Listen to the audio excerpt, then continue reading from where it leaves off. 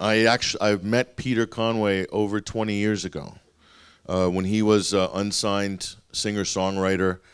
And what I think is, I mean, I'm going to give you a good introduction, Peter. So, but the things that he was writing and singing about 20 plus years ago in London with guitar strapped to his back are those songs.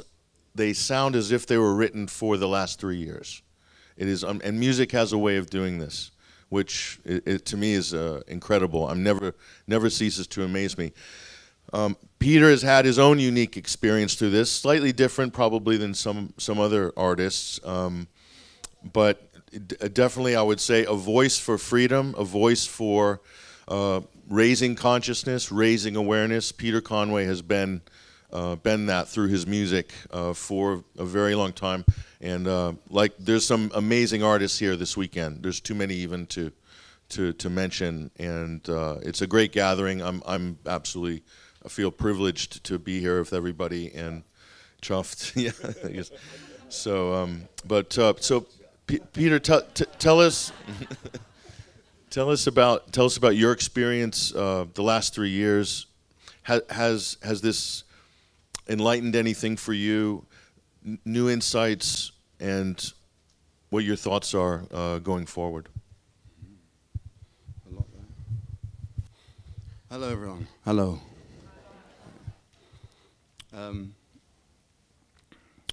My experience was different than Joseph's. Joseph, I think during the time of everything, during the pandemic or plandemic, when it kicked off, you were very active with in your career, so there was a lot going on with you. I was like in between records, so I was writing a new record.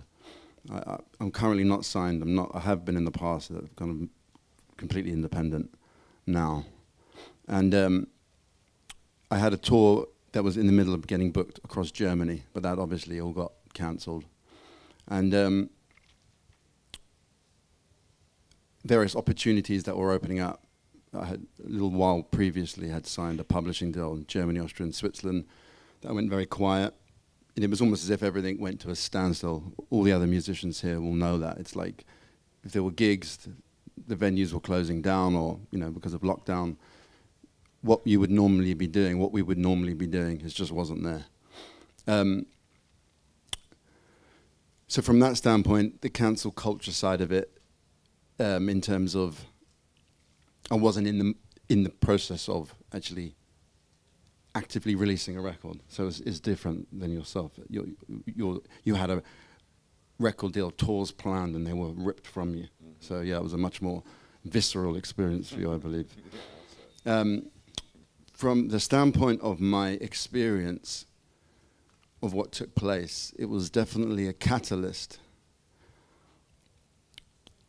to communicate what was communicated to me on a kind of intuitive level. As Patrick pointed out, I've always been writing about truth and freedom my whole life.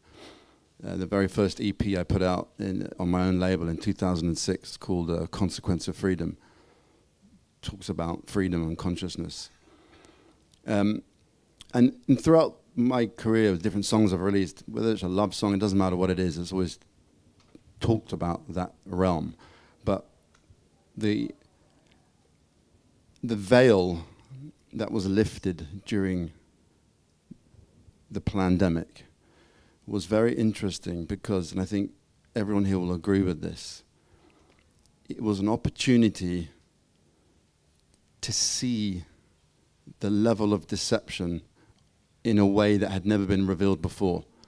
There were other moments, whether it be 9/11, a specific event taking place here politically, or what happened with Iraq when 1 million people protested in London to say don't go in, but the governments, they still ordered it, they still went in. Obviously there were no weapons of mass destruction, and we know why they went in. There were lots of other reasons why they did that.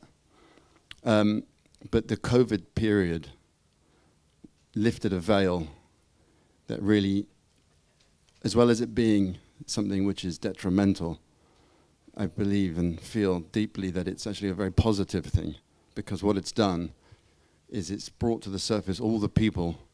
We can now see each other, whereas before we didn't know where we were. You know, you couldn't.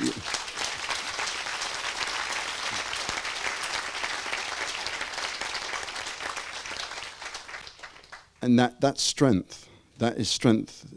It's tremendous strength. And it's also the cognitive dissonance. Like, I've had cognitive dissonance in my life about various things. I remember years ago having a conversation with a friend of mine called Dean Dyson. I haven't spoken to him in years, actually. Not for any negative reasons. We just haven't chatted in years. But I was talking to him once about chemtrails, and I didn't believe in them. I know this is a different subject, but just the idea of cognitive dissonance. I just thought it was just a conspiracy theory. And then obviously when you start, when cognitive dissonance, it's like when you dissolve it in the mind, you're open to everything. And then you don't look at things in the same way anymore. I had a brief conversation with you about this yesterday to do with belief. Like, I know that belief is a very cherished thing in many people's lives, and it can be an extraordinary bridge. You know, let's say you've got someone that's depressed or suicidal, and they don't believe there's a way forward. To believe that there's a better way forward it can be a bridge to changing their life. But when you take belief to another level, it can become a trap. And like, I often ask people the question, sometimes people get really offended. It's happened to me where I say, do you love your wife or do you love your children? And they say, yeah, of course I do. I said, do you believe that you love them, or do you know that you love them? And they go, I know that I love them. I said, well, what's belief? What was the use of belief then, if you know it? And it's the same with cognitive dissonance. Once you remove the cognitive dissonance, you don't try to believe in something. You seek to know it, and you seek to know the truth of something. Even if it sounds bizarre. Okay, let me go further into this bizarre subject, and let me find out the truth of it. And there may be many layers of truth. You may spend the rest of your life unraveling that truth. But it's not about belief anymore. You actually go to the heart of the matter, and you actually pursue the truth. And that is, I know, something that Patrick has done his entire professional career as a journalist, Joseph as an artist, yourself as an actor. When you're portraying your position, you're acting, is to portray the truth of it. And that's what I've always done as an artist. And what's this? Just part of your question. I can't remember what it was. Going forward. Yeah, going forward. You know, the council culture, when it comes to what we're doing as artists, is I'm not going to be touched by any major record label or any independent label that's backed by the major. I put out a few posts to do with what was going on with the convoys. I was on the march in London because my missus is a midwife, and we marched, throwing her uniform at 10 Downing Street, which was, you know,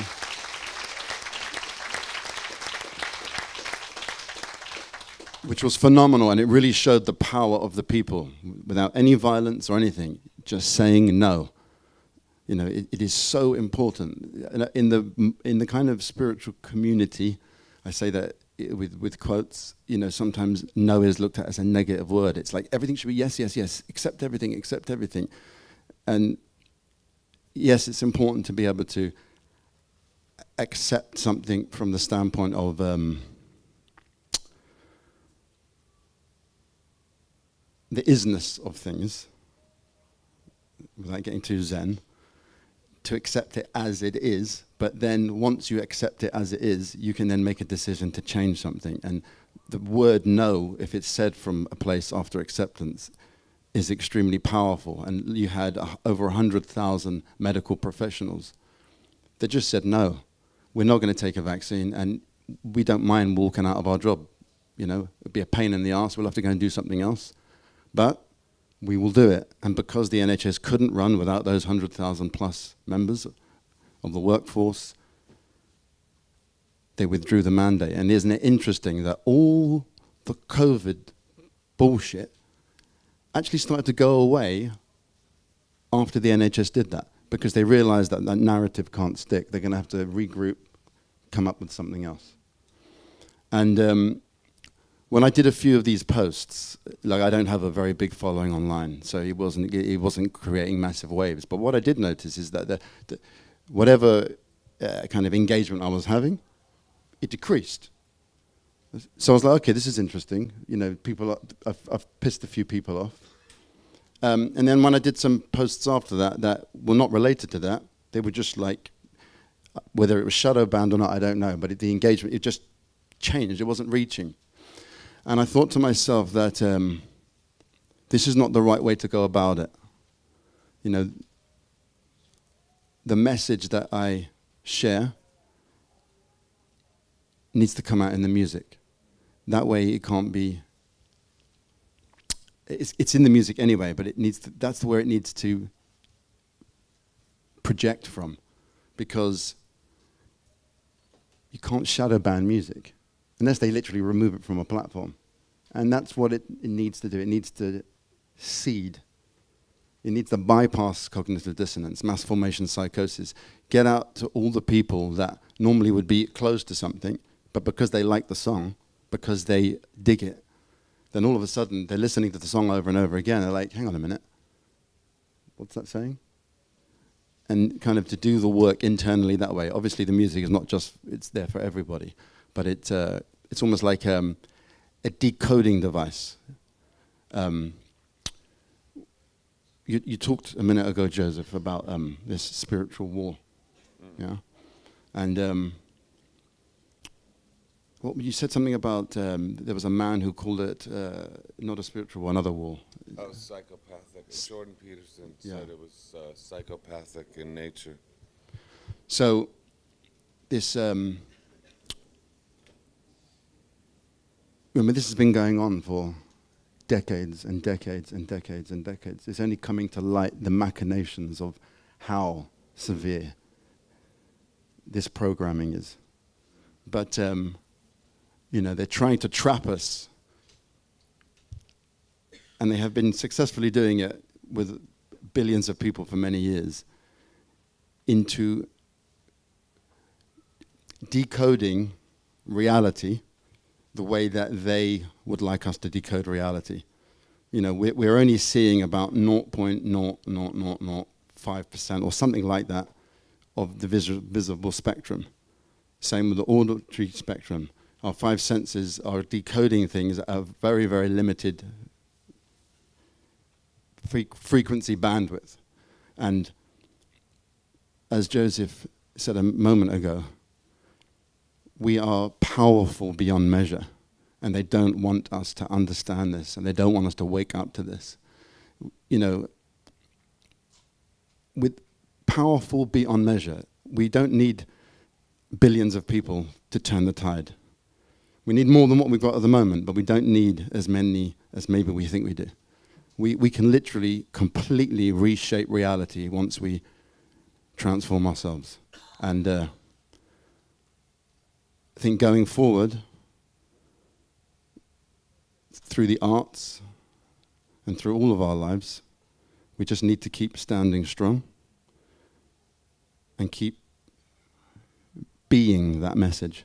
Live it all the time. And thank you very much for being you.